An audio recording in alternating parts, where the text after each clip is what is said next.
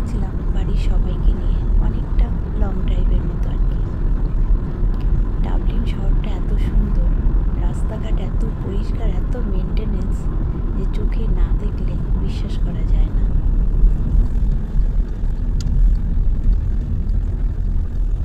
আমি এর আগেও বিদেশের অনেক জায়গায় ঘুরেছি, কিন্তু এই ডাবলিন আর সুইজারল্যান্ড এই দুটো জায়গায় আমার বেশি পরিষ্কার লেগেছিল, বেশি মেনটেনেন্স এই দুটো জায়গাতেই আমি পেয়েছিলাম।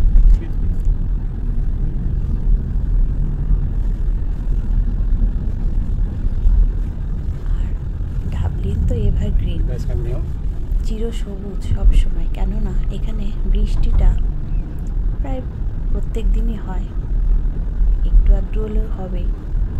আর ঠিক রাত্রির 10টা সাড়ে 10টার পর প্রচণ্ড ঝোড়ো হাওয়া হয়, এত আওয়াজ হয় হাওয়ার।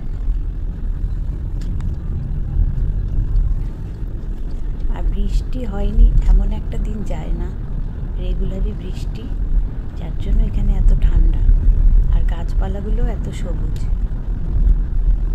দেখো বন্ধুরা, তোমাদের একটা কথা বলি, লং ভিডিও বা একঘেয়েমি অনেকে এগুলো বরদাস্ত করে না, যার জন্য এগুলোকে স্কিপ করে যায়, কিন্তু এটা তোমরা করো না।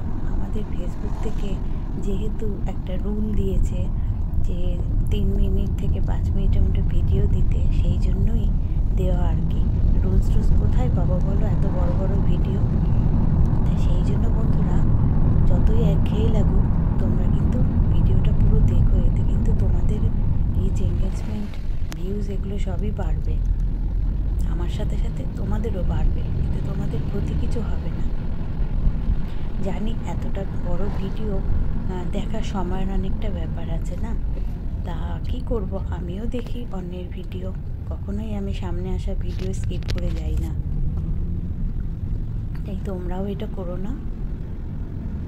দেখো কত সুন্দর সবুজ।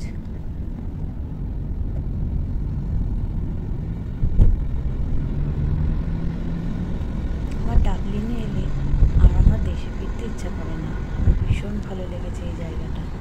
আমি এর আগেও এসেছি, কিন্তু আমার তো ভালো লেগেছে।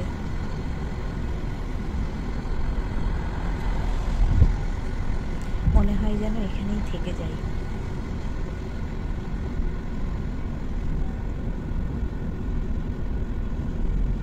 তোমরা যারা ধৈর্য ধরে ভিডিওটা দেখলে তাদেরকে অনেক অনেক ধন্যবাদ, ভালোবাসা। তোমরা সব ভালো থেকো, এইভাবে আমার পাশে থেকো।